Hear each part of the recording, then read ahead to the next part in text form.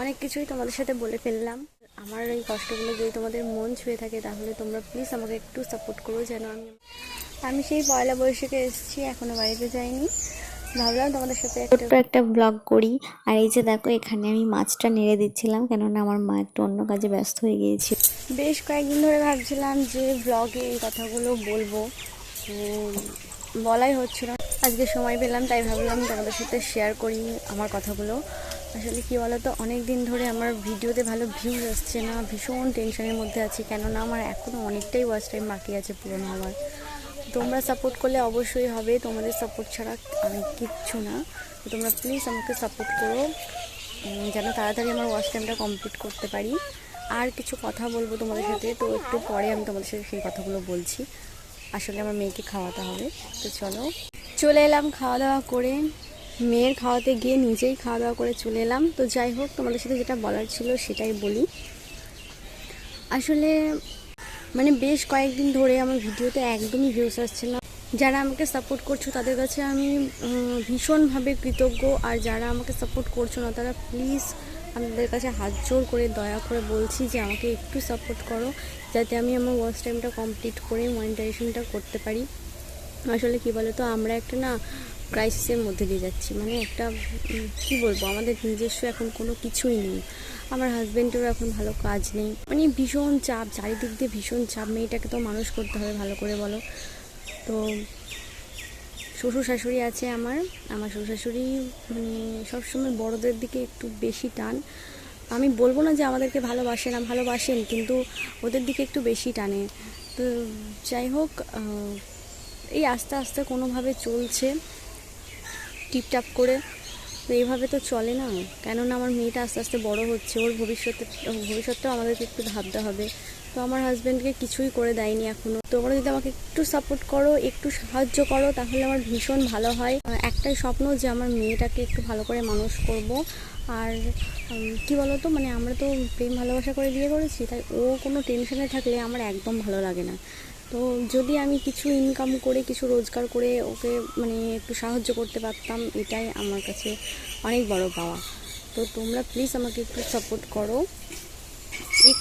করো, যাতে আমি আমার ওয়াচ টাইমটা কমপ্লিট করতে পারি আর মনিটাইজেশনটা করতে পারি। কথাগুলো বলতাম না, আজকে আমাদের এই বাড়িতে এসেছি, তো সেই জন্যই কথাগুলো বলার সুযোগটা পেলাম, তাই তোমাদেরকে বলছি। আমি একটা জিনিস খেয়াল করলাম, আমার ভিডিও কিন্তু অনেকে ভিডিও দেখে। ধরো আমি মানছি যে আমার ভিডিও 50 জনও দেখে। সেই 50 জনের মধ্যে যদি আমার 40 জনও আমার ভিডিওটাতে লাইক করতো, ভিডিওটা ভালোভাবে দেখতো, তাহলে আমি হয়তো একটু এগোতে পারতাম। কিন্তু তার মধ্যে হয়তো লাইক করে 1-2 জন, তাহলে সেখানে কতটা কষ্ট হয় বলো তো, যে তোমরা ভিডিও দেখছো কিন্তু তোমরা লাইক করছো না, তোমরা ফুল ওয়াচ করছো না। কেন করছো এরকম? তোমরা প্লিজ একটু বোঝার চেষ্টা করো যে একটা মানুষ কত কষ্ট করে কাজকর্ম করে। আর কি বলতো, বাড়ির সব কাজকর্ম করি, অনেক কিছু করি, এবার সব কিছু করার পরে অনেক কষ্ট করে ভিডিও বানাই, শর্ট বলো বড় ভিডিও বলো, সব কিছুই অনেক কষ্ট করে করি।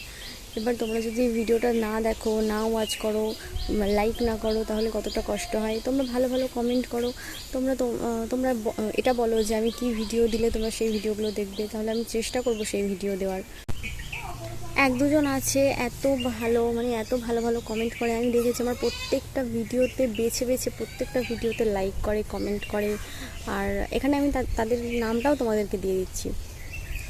তো ওনাদের কাছে আমি সত্যি ভীষণভাবে কৃতজ্ঞ যে আমাকে এতটা সাপোর্ট করার জন্য। আমি জানি অনেক ভিডিওতে আমার ভুলচুকও হয়ে যায়, আমি ভালোভাবে ভিডিওটা করতে পারি না, তবুও তারা আমার ভিডিওতে লাইক করে, কমেন্ট করে।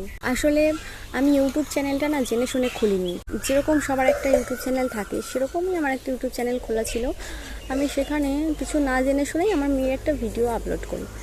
এবার তখন আমার মেয়ে খুব ছোট, এবার কাজ পাচ্ছিলাম না, বাড়িতে বসেই ছিলাম। তখন আমার মেয়ে হয়েছে এই 3-4 মাসের। তখন একটা ভিডিও আপলোড করি, সেই ভিডিওটাতে 1 মাস পর গিয়ে দেখি 250 ভিউজ এসছে। 250 ভিউজ আমার তখন কল্পনার বাইরে, আমি অতটা, আমার কোনো মাথায় নেই যে এতটা ভিউজ আসতে পারে। তারপর আমি আমার দাদার কাছে বলি যে ফোন করে, আমার দাদা তখন বাইরে থাকতো, দাদার কাছে বলি যে এরকম ব্যাপার। তখন আমার দাদা আমাকে একটা সাজেশান দেয় যে অনেকেই তো ভিডিও করছে, অনেকেই তো অনেক কিছু হচ্ছে, অনেকের সাকসেস হচ্ছে, তো তুই দেখ তাহলে কদিন ভিডিও ছেড়ে কি হয়। তো সেই কারণে আমি ভিডিওটা করেছিলাম। তো তারপর দেখলাম অনেক মানুষ ভিডিও দেখছে কিন্তু আমাকে সাপোর্ট করছে না কেউ। আস্তে আস্তে অনেকের সাপোর্ট পেলাম। আজকে তোমাদের ভালোবাসায় আমার প্রায় 4,000-এর কাছাকাছি সাবস্ক্রাইবার, সেটা আমার ভীষণ ভালো লাগে। কিন্তু সেই মানুষগুলো যদি আমাকে একটু সাপোর্ট করতো না, তাহলে আমি তাদের কাছে প্রচুর কৃতজ্ঞ থাকতাম।